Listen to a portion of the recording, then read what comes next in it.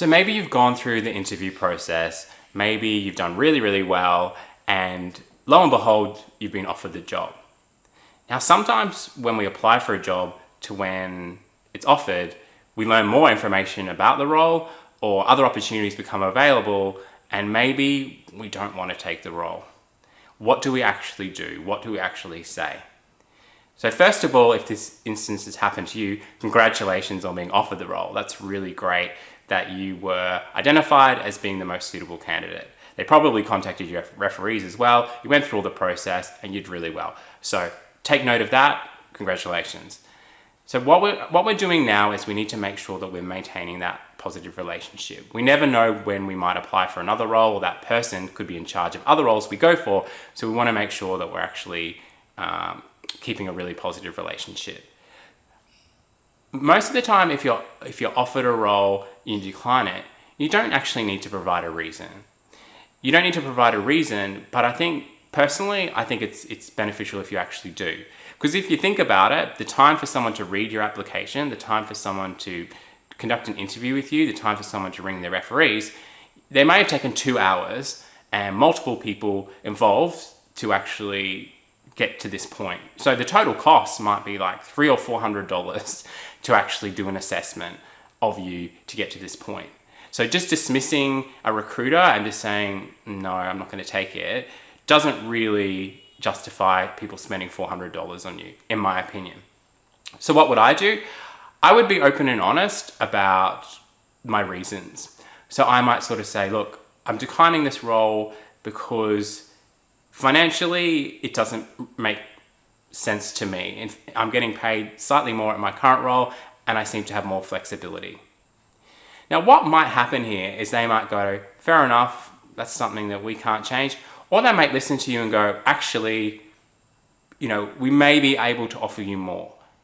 So if I hadn't provided that answer, there's no negotiating whatsoever.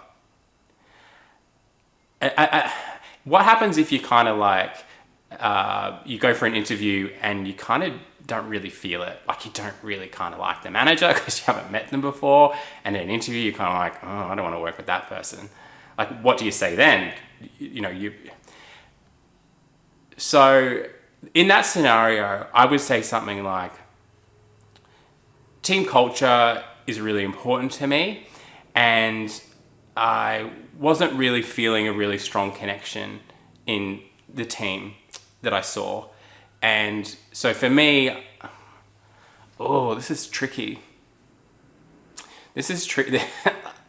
This is a really tricky one to navigate. I'm going to keep this in the video because these are the types of things that people go through. And I don't want you to think that I can magically come up with an answer for everything. There are times when I, halfway through some of this stuff, go, oh, actually, maybe I shouldn't do that.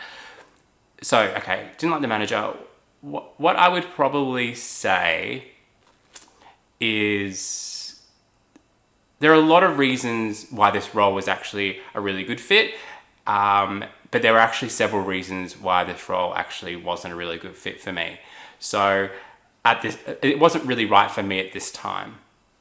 So what I'm going to do is I'm going to politely decline it at this stage, but I'd really like to keep the relationship open.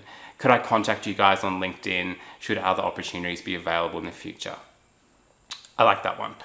So that might be a way where you can actually not explicitly mention the manager because they might actually be a really good person. They were just having a really bad day, or the combination of those people in the room wasn't great, but they're actually, really great people. So if we're kind of calling it that they're bad people or we didn't really feel a connection, we've only met them for an hour in a high stress situation, and we might be making judgments about them based on our stress at that period of time. But by keeping the relationship open, we might be able to get to know them a bit better through LinkedIn, see some of their posts, and maybe at a later date we could actually reconnect because they've already sort of known you, and they might be might be some good outcomes that happen later on in the process.